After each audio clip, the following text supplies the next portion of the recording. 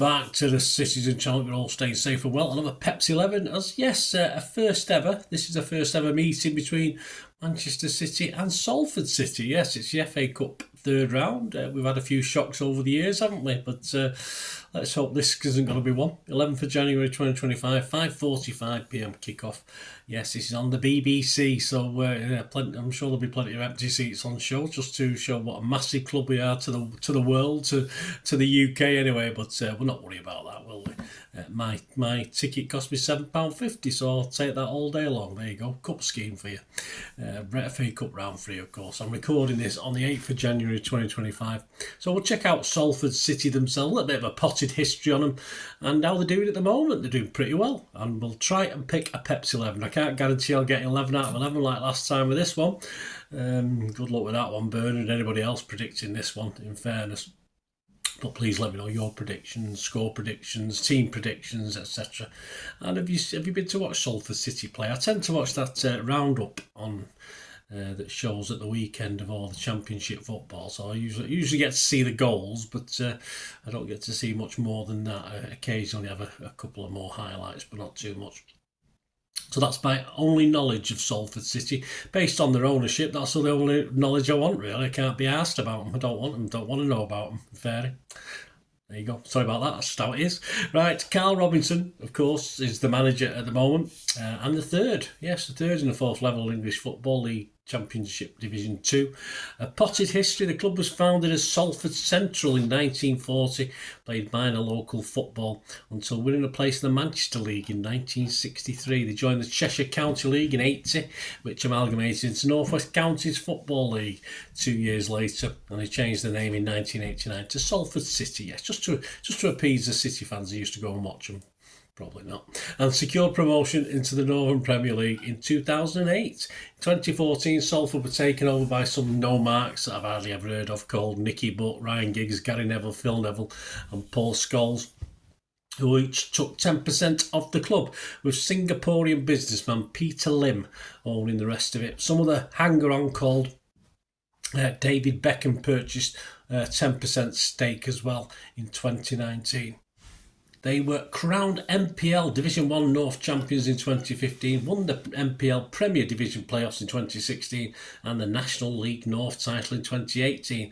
And this success was followed in 2019 with promotion to the English Football League, the EFL, after winning the 2019 National League playoff final.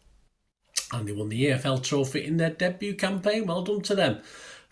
Salford play their home games at Moor Lane, but it's currently known as Peninsula Stadium for sponsorship reasons. The club have primarily worn tangerine shirts and black shorts throughout their recorded history, but of course switched to red shirts and white shorts following the takeover. I wonder why.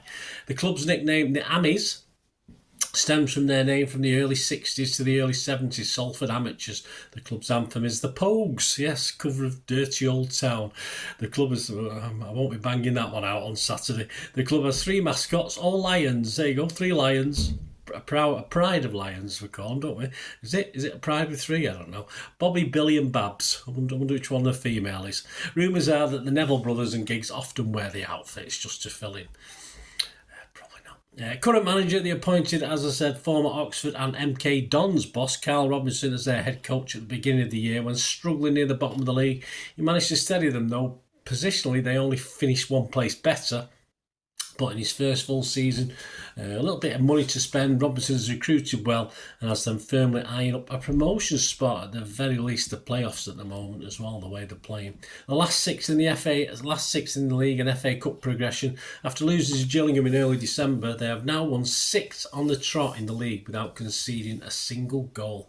In the FA Cup round 1, they beat Shrewsbury at home 2-1 and Cheltenham in the second round. Players and officials are relishing this trip. Of course they are, to the Etihad. When they did the draw, you had that camera in the room, didn't they? And they were all seemingly delighted. And we must send a class of 92 charges back across the border with their tails between the legs. So that will bring us on to what sort of team Pep is going to put out to do this, or achieve this ambition of all City fans. The team squad against West Ham Ortega, Lewis, Akanji, Aki, Gvardiol, Kovacic, De Bruyne, Bernardo, Xavi, Foden, Haaland. Lots of rumours on De Bruyne going to America, so we'll see on that one. Carson, Walker, Grealish, Doku, Gundog, Nunes, Simpson, Pusey, O'Reilly and McAtee on the bench. Of course, Ederson is apparently back in training. He may get the shout on this to give him some minutes. I still believe he's City and Pep's number one.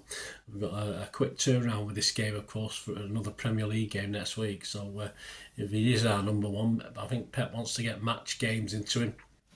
Pep may, of course, stick 2 or 3 young faces on the bench to complement those we've already mentioned. Stones is anyone's guess, and Diaz is still hinted at, but I think a little bit unlikely, certainly to start. He might, if he scrapes the bench, I'll be happy with that. Certain current key City players who may need a rest, whether they'll get one or not's another matter. Probably Lewis, Aki, Gvardiol, Bernardo, and even Haaland's got to have a rest at some stage. But at this point in time, what we're going to do? I can't see Pep reversing to false 9 at the moment. So unless we bring anyone in January, which is the rumour, Haaland's having to carry that burden at the moment. Plus, with KDB playing, right, we'll not talk about his potential transfer to America. With KDB playing the full 90 against West Ham, I can see him sitting this one out anyway, or certainly the start of it. Also, with Xavi get a rest, Pep wants Grealish to prove something, doesn't he? He's already had a bit of a slagging off, so he can't do this if he doesn't play, of course, Grealish. So expect that to him to start this one, I think. Nunes needs minutes. He's been out, but a start. Will he come on as a sub? I'm not too sure on that one with Nunes. I fully expect a minimum of 2 of the younger squad players to start, though this is Pep, so who knows? And can we really say McAtee is a kid anyway now, so he doesn't come into it. But he does need to get starts after an impressive little cameo at Leicester, of course. I'd love to see O'Reilly, Wilson Esbrand or Simpson Pusey starting this. I can't see all 3. I can't see Pep starting all 3. And as I mentioned before, there's a quick turnaround now before the game on Tuesday night away at Brentford, which is a tough ask for City. I mean, I'm going to be happy with a draw there, but I might see if I change my mind by the Pep's 11 for that one. So my predicted 11 for this one, a line for all those ifs and buts and whys and wherefores. If I can get 7 of this right, guys, I'll be happy because I have no idea really. It's just an educated or uneducated guess, however it turns out, of course. I'm going to go Ederson in goal. I did put Ortega in and I rubbed him out with my rubber and put Ederson, well, I backspaced anyway. Ederson, Walker, Simpson, Pusey, Akanji and Gvardiol. I did have Wilson Esbrand in there, but he's not got to play Simpson, Pusey and Wilson Esbrand, is he, in the same team? Doubtful. One youngster too far for Pep, especially when you look at the middle where he's going to stick McAtee in, I think. So you've got Foden, Gundo playing that DM role and McAtee. A little bit of legs for McAtee will help Gundogan out. Of course, Salford will be up for that one. So there's some legs in the middle at least with that rather than putting Kovacic in. And up front, yeah, I think Doku's going to get a go in this. Grealish, I've always hinted at. And can you see past Haaland? As I say, I can't see a false 9 jobber with this, or someone like KDB playing a number 9, or Phil Foden playing a number 9, or whatever. So there you go. Ederson, Walker, Simpson, Pusey, Akanji, Gvardiol, Foden, Gundog and McAtee, Doku, Grealish and Haaland. Let me know your thoughts, guys. Let me know your starting 11 predictions. I'm talking of predictions as I look at what Mozza thinks on this game. He says, the way the season is panning out, this might be one of the major trophies we have a good chance of winning. Oh, Mr. Negative. And Salford City aren't going to stand in our way on this occasion. So I expect a comfortable victory. Yeah, Moz's prediction, he's going 5-0. Salford haven't conceded in the last 6 games, but yeah, I've been carried away with his enthusiasm there. You can get 8-1 on average price on 5-0. I've gone a 5 as well, but I've gone 5-1. I've probably taken an early lead. But as I say, I must admit I was playing with that 5 and thinking, are we going to score 5 against a team that's not letting many goals in with perhaps not our first team, if you like, or mainly our first team. But I'm going to go 5-1. I've got to be positive, we're playing a team, all right, admittedly in the promotion spots, but of Division 2, fourth tier team. So I'll go 5-1. Which is 16-1. Other odds at the 7th of January to win the FA Cup. City are the favourites, even though we're not setting things alight at the moment. I must admit, I thought Liverpool would be closer. City are 7-2.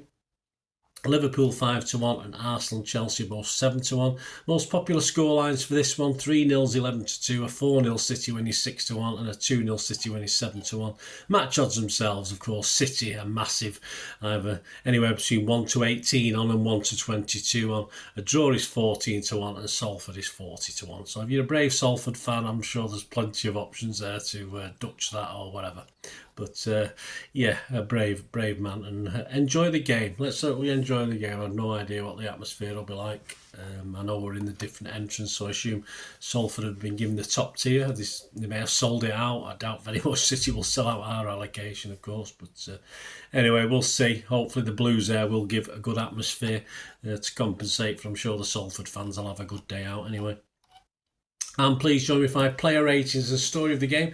I estimate, although obviously I'll be back late on Saturday night, so I'll estimate they'll be out Sunday and Monday, depending on the timings. And of course, there will be a Pepsi 11 out for the visit to Brentford. I'm hoping to get that out on Sunday as well. So you'll have a couple of vlogs a day over the next 2 or 3 days as far as City concerned.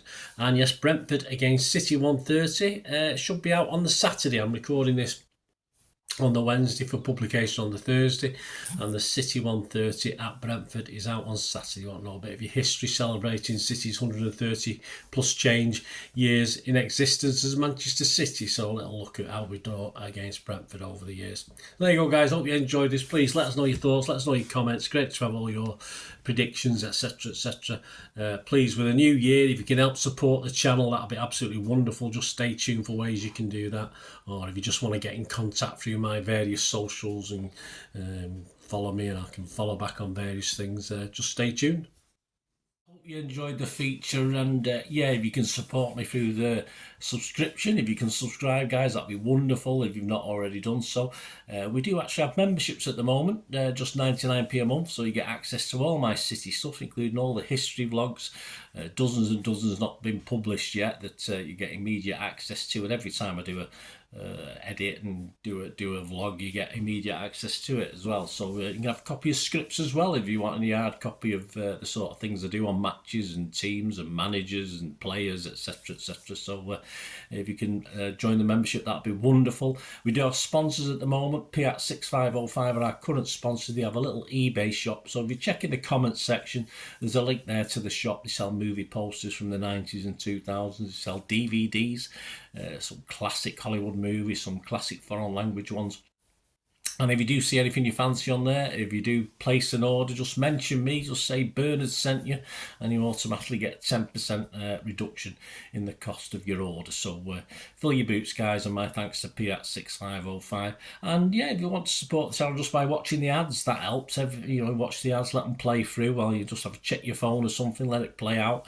And of course, if you follow any of the links, that always works as well. If you follow a link to one of the ads and you fancy something, I've done it myself. I've followed a link and actually purchase something from another organisation. But it can happen. It can happen. Not all ads are stuff you're not interested in. And of course, if you can give us a like, guys, that's be absolutely fantastic. All likes are much appreciated. Anyway, thanks for watching. Until the next time, of course, I only ever ask one thing, don't I? Please, I ask you all to stay safe, especially you Blues. Until the next time, come on, City. Bye for now.